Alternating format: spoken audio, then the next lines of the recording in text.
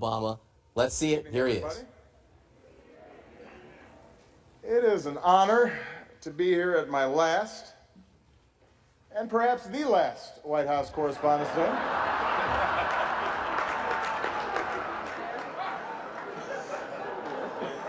You all look great. The end of the Republic has never looked better.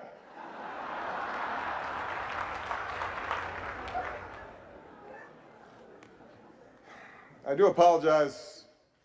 I know I was a little late tonight. I was running on CPT.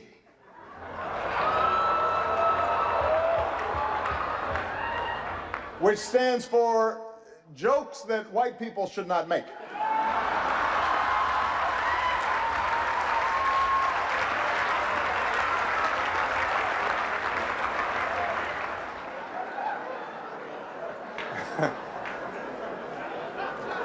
It's a tip for you, Jeff.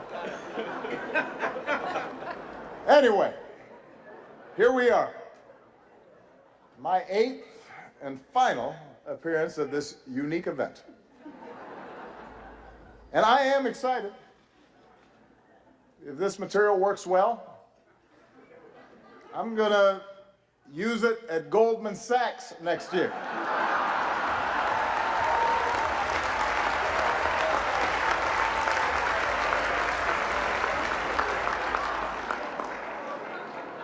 Earn me some serious Tubmans. That's right. That's right.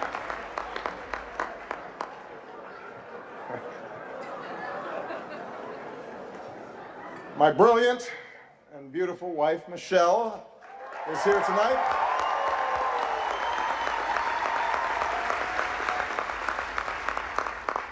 She looks so happy to be here.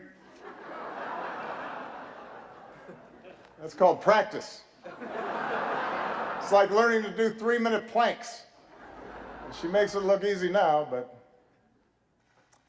next year at this time, someone else will be standing here in this very spot, and it's anyone's guess who she will be. But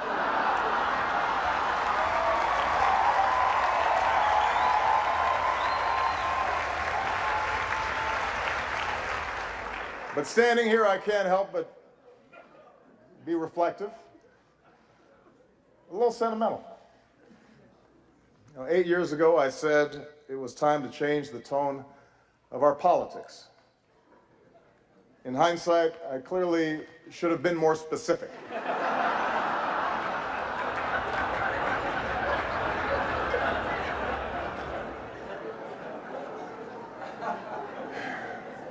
Eight years ago, I was a young man, full of idealism and vigor. And look at me now. I am gray, grizzled, just counting down the days till my death panel.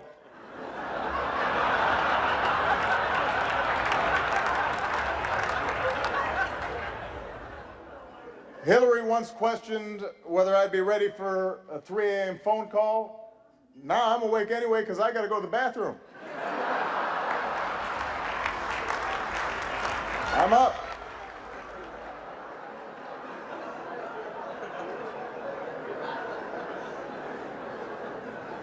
In fact, somebody recently said to me, Mr. President, you are so yesterday. Justin Trudeau has completely replaced you. He's so handsome. He's so charming. He's the future. And I said, Justin, just give it a rest.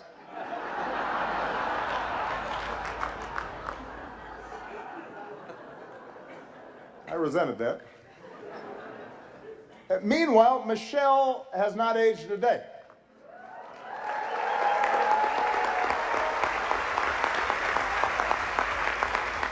The only way you can date her in photos is by looking at me. Take a look. Here we are in 2008. Here we are a few years later. And this one is from 2 weeks ago.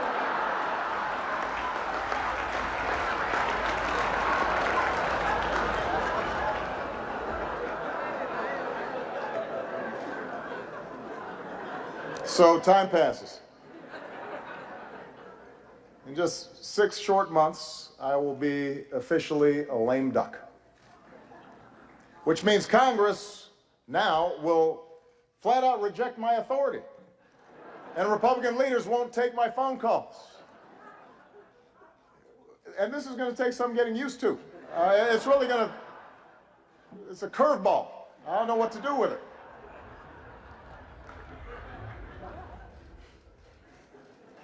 Of course, in fact, 4 months now, congressional Republicans have been saying there are things I cannot do in my final year.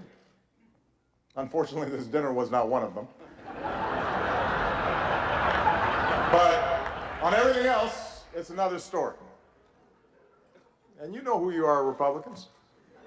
In fact, I think we've got Republican Senators Tim Scott and Cory Gardner. They're in the House, which reminds me, security, bar the doors. Judge Merrick Garland, come on out.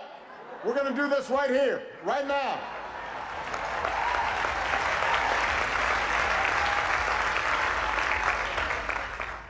It's like the Red Wedding.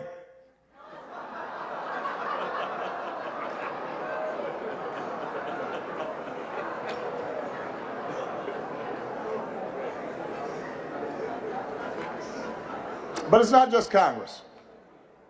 Even some foreign leaders, they've been looking ahead, anticipating my departure. Last week, Prince George showed up to our meeting in his bathrobe. That was a slap in the face.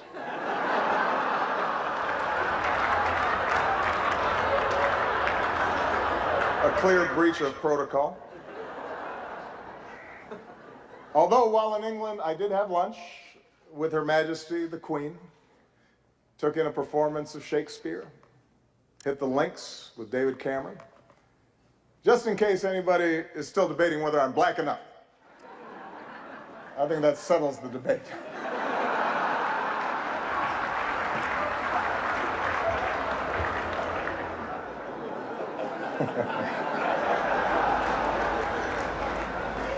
I won't lie. Look, this is a tough transition. It's hard. Key staff are now starting to leave the White House. Even reporters have left me. Savannah Guthrie, she's left the White House press corps to host the Today Show. Norah O'Donnell left the briefing room to host CBS This Morning. Jake Tapper left journalism to join CNN.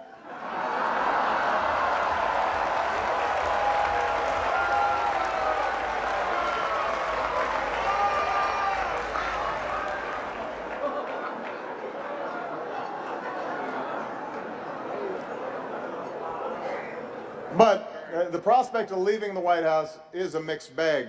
You might have heard that someone jumped the White House fence last week, but I have to give Secret Service credit. They found Michelle, brought her back. She's safe. She's safe back at home now.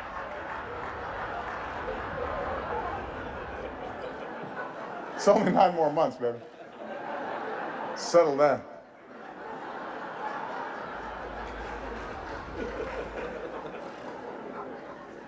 And yet somehow, despite all this, despite the churn, in my final year, my approval ratings keep going up. The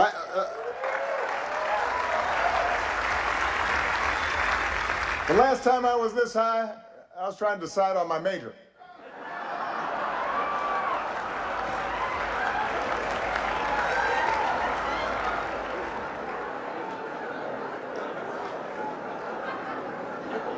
And here's the thing, I haven't really done anything differently. So it's odd. Even my aides can't explain the rising poll numbers. What has changed? Nobody can figure it out.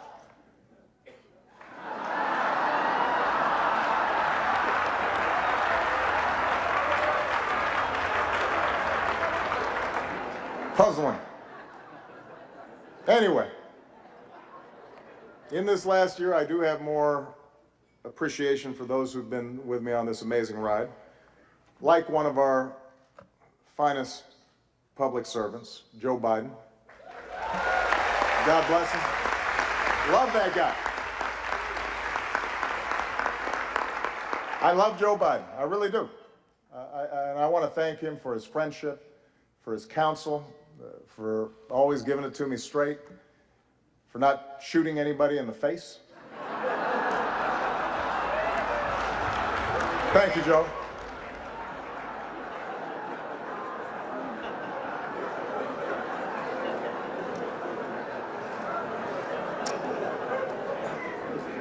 Also, I would be remiss. Let's give it up for our host, Larry Wilmore.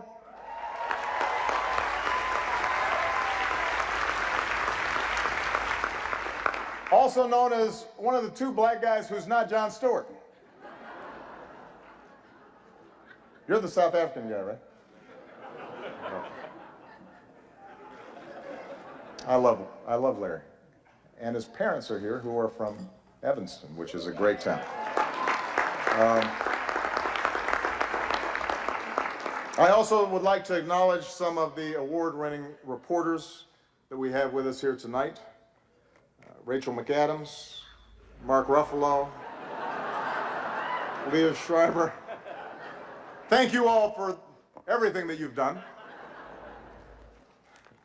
I'm just joking.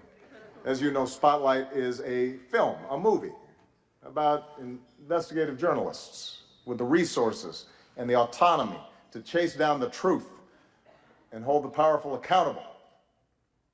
Best fantasy film since Star Wars. Look, that was maybe a cheap shot. I understand the news business is tough these days. It keeps changing all the time. Every year at this dinner, somebody makes a joke about BuzzFeed, for example, changing the media landscape. And every year the Washington Post laughs a little bit less hard.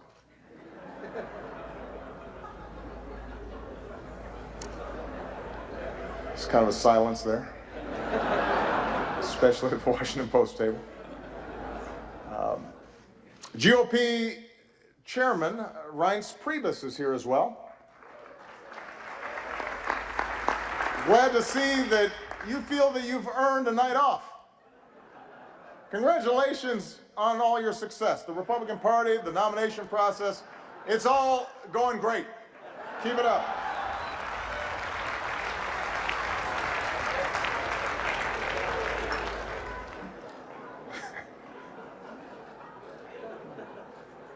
Kendall Jenner is also here, and we had a chance to meet her backstage. She seems like a very nice young woman. I'm not exactly sure what she does, but I am told that my Twitter mentions are about to go through the roof.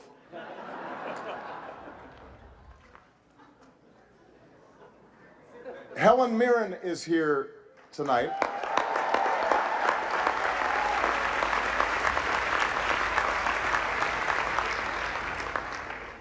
I don't even have a joke here. I just think Helen Mirren is awesome.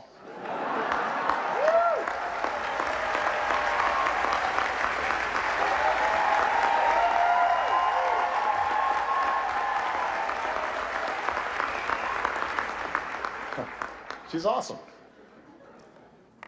Sitting at the same table, I see Mike Bloomberg.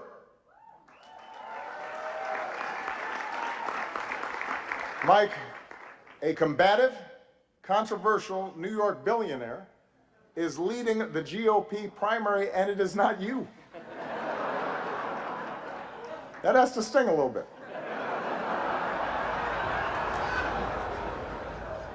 Although it's not an entirely fair comparison between you and the Donald.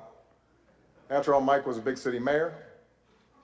He knows policy in depth, and he's actually worth the amount of money that he says he is.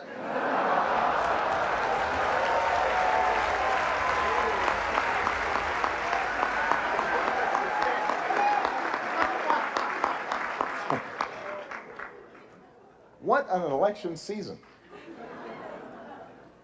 For example, we've got the bright new face of the Democratic Party here tonight, Mr. Bernie Sanders. There he is.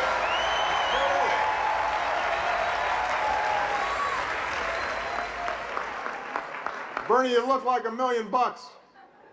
Or to put it in terms you'll understand, you look like 37,000 donations of $27 each.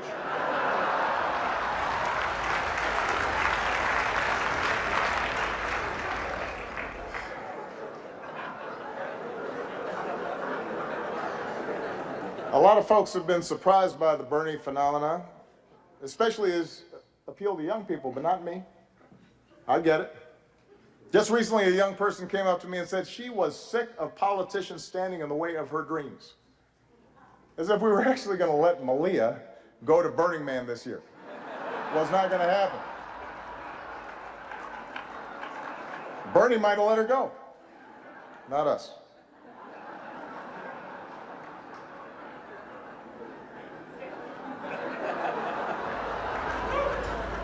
I am hurt, though, Bernie, that you've been distancing yourself a little from me. I mean, that's just not something that you do to your comrade.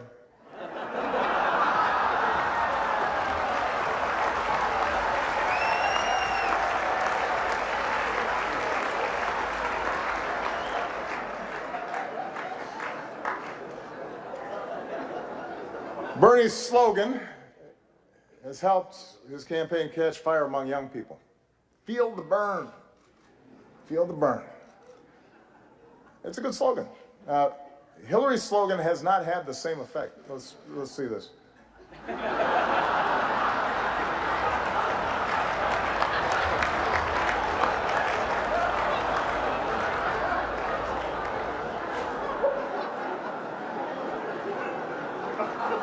Look, I've said how much I admire Hillary's toughness, her smarts, her policy chops, her experience.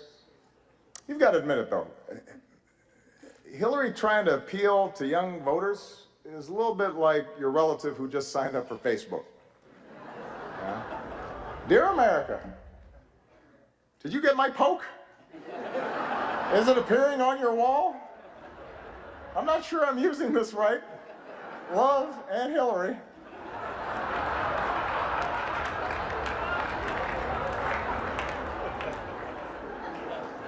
It's not entirely persuasive.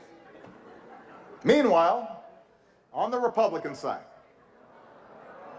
things are a little more, how shall we say this, a little more loose. Just look at the confusion over the invitations to tonight's dinner. Guests were asked to check whether they wanted steak or fish, but instead, a whole bunch of you wrote in Paul Ryan.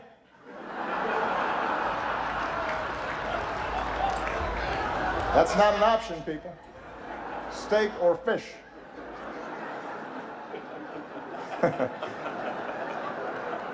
You may not like steak or fish, but that's your choice.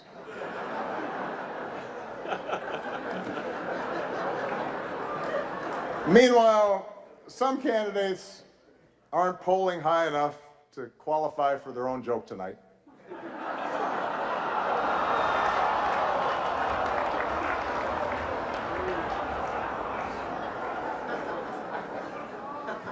The rules were well established ahead of time.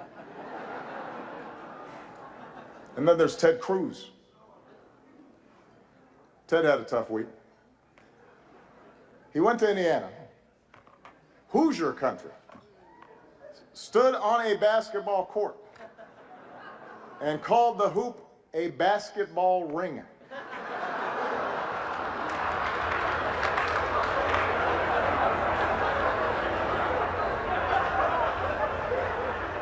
What else is in his lexicon?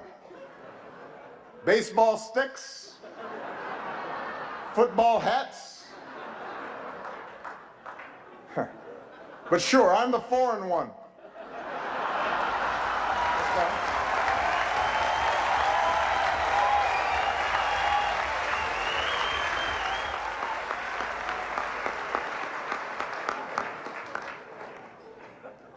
Well, let me conclude tonight on a more serious note. I want to thank the Washington Press Corps. I want to thank Carol for all that you do. You know, the free press is central to our democracy, and nah, I'm just kidding.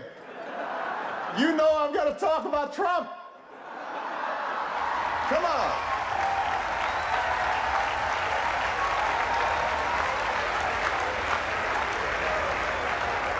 weren't just gonna stop there. Come on.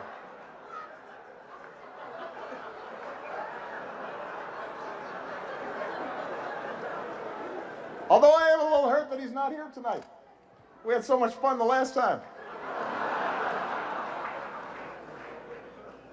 And it is surprising. You got a room full of reporters, celebrities, cameras, and he says no.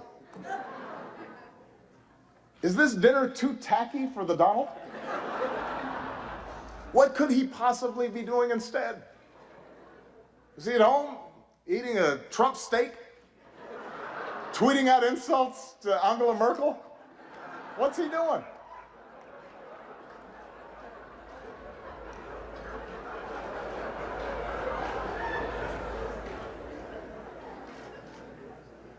The Republican establishment is incredulous that he's their most likely nominee. Incredulous, shocking. They say Donald lacks the foreign policy experience to be president. But in fairness, he has spent years meeting with leaders from around the world. Miss Sweden, Miss Argentina, Miss Azerbaijan.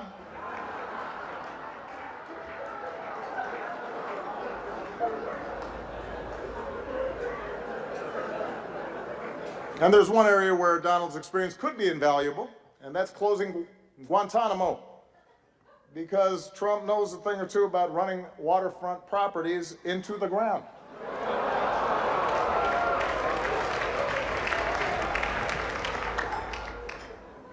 All right, that's probably enough. I mean, I've got more material. No. I don't want to spend too much time on the Donald. Following your lead, I want to show some restraint.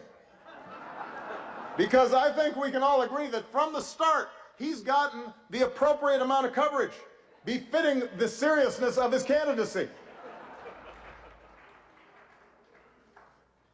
I hope y'all are proud of yourselves. The guy wanted to give his hotel business a boost, and now we're praying that Cleveland makes it through July.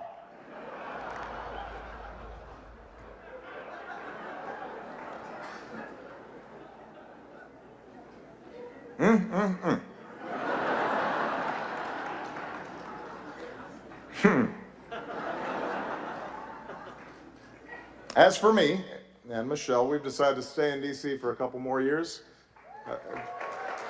Thank you. This way our youngest daughter can finish up high school. Michelle can stay closer to her plot of carrots. She's already making plans to see them every day. Take a look.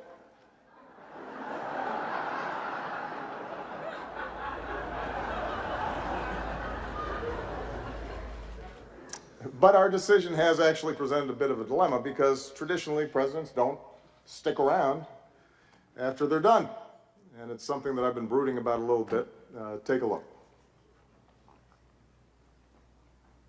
The Obamas are staying in D.C. for 2 years after the president leaves office. He's about to go from commander-in-chief to couch commander. You, Chuck Todd. What am I going to do in D.C. for 2 years? You got a real dilemma, Mr. President. I can't go every day, can I? Which you like better, these or these? Joe, they're the same. They capture different moods. Joe, I need some focus here. Comes in there during aviator time, thinks everything. I'm sorry, what's that? I said, Mr. President, you had to be practical. And look, you can drive again, you're going to need a license. You love sports. Why don't you volunteer to work for one of the teams around here? Is this the Washington Wizards? I understand you're looking for some coaching help. Let's just say I coached my daughter's team a few times. Hello? Hello?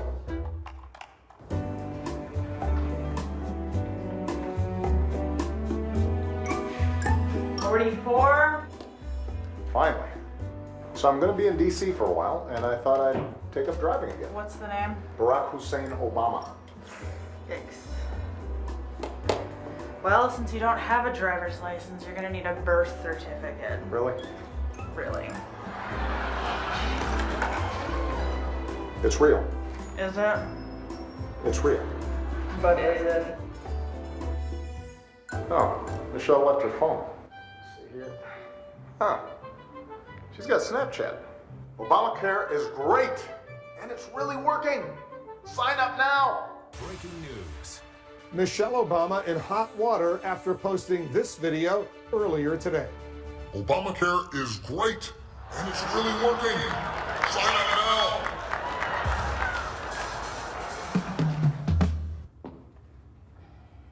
No? No. Did it get a lot of views at least? Honey, enough. Why don't you just talk to somebody who's been through this? I gotta go to Soul Cycle. She's right. I know who I need to talk to. Hey, it's Barack.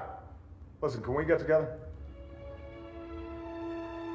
Now that is a great move. Yeah, it gets me.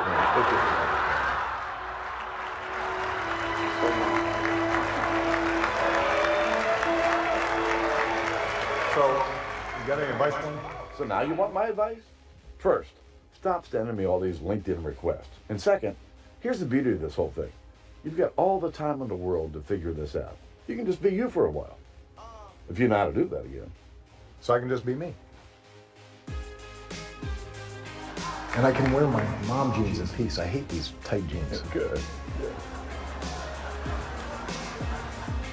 Yesterday, I had a beer at 11:30 in the morning. And you know, McDonald's now serves breakfast all day long. You know, Michelle's going to be at spin class, so she'll never know. Right. Let it go. You know, it won't be long. You'll be able to walk right out of the Oval Office singing zippity-doo-dah, zippity-yay. And you got plenty of time to work on your tan. And you know what? I finally got the grand bargain on a sweet Chevy Tahoe. Look here. Look here. Yeah. You want one? Breaking news, former President Barack Obama on his 347th round of golf for the year, and it's totally great. And Gloria, not a problem for anybody. I can't think of a reason to care, Wolf, and believe me, I've tried. There you go.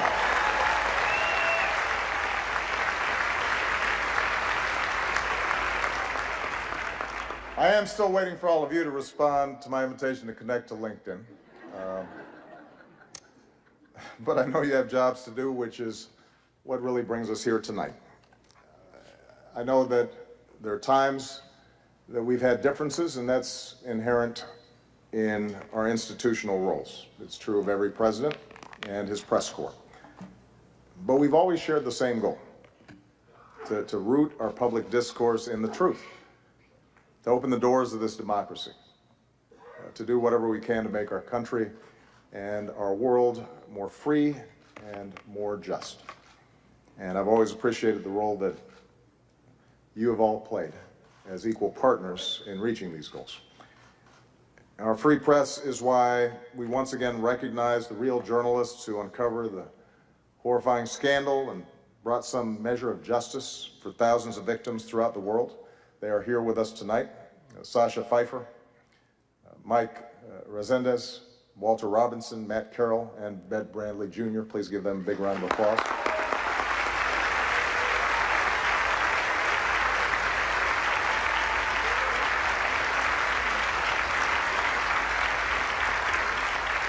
Our free press is why, once again, we honor Jason Rezaian.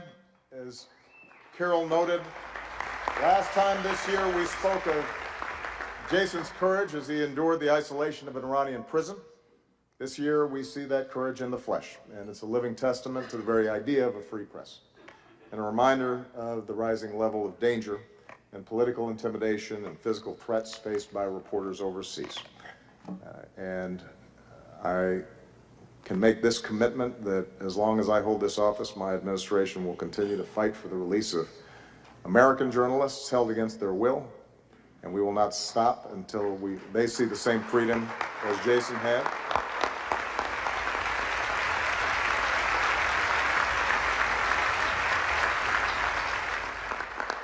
At home and abroad, journalists, like all of you, engage in the dogged pursuit of informing citizens and holding leaders accountable and making our government of the people possible. And it's an enormous responsibility. And I realize it's an enormous challenge at a time when the economics of the business sometimes incentivize speed over depth, and when controversy and conflict are what most immediately attract readers and viewers. The good news is there's so many of you that are pushing against those trends. And as a citizen of this great democracy, I am grateful for that. For this is also a time around the world when some of the fundamental ideals of liberal democracies are under attack, and when notions of objectivity and of a free press and of facts and of evidence are trying to be undermined, or in some cases ignored entirely. And in such a climate, it's not enough just to give people a megaphone. And that's why your power and your responsibility to dig and to question and to counter distortions and untruths is more important than ever. Taking a stand on behalf of what is true does not require you shedding your objectivity. In fact, it is the essence of good journalism. It affirms the idea that the only way we can build consensus, the only way that we can move forward as a country, the only way we can help the world mend itself is by agreeing on a baseline of facts when it comes to the challenges that confront us all. So this night is a testament to all of you who've devoted your lives to that idea, who push to shine a light on the truth every single day. So I want to close my final White House Correspondents' Dinner by just saying thank you. I'm very proud of what you've done. It has been an honor and a privilege to work side by side with you to strengthen our democracy. And with that, I just have two more words to say. Obama out.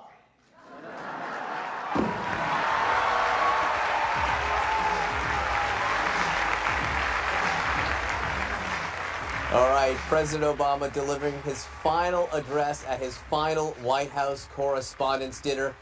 In some ways, it was like, the end of the Godfather movies, right? Settling all the scores, knocking off the heads of all the five families. He hit everyone in this speech, starting with Hillary Clinton right out of the gate. Hillary Clinton, Bernie Sanders, Donald Trump, Ted Cruz, the media, CNN, went after each and every source he could. It came out strong. Liz, your immediate take. We're about to hear from Larry Wilmore. A few words of your review. I thought he was at 110 coming out of the box, and then I wasn't particularly I wouldn't put it up in his top. All right, we're now going to hear from Larry Wilmore, the host of The Nightly Show. His job, and never an easy one, following the President of the United States. Thank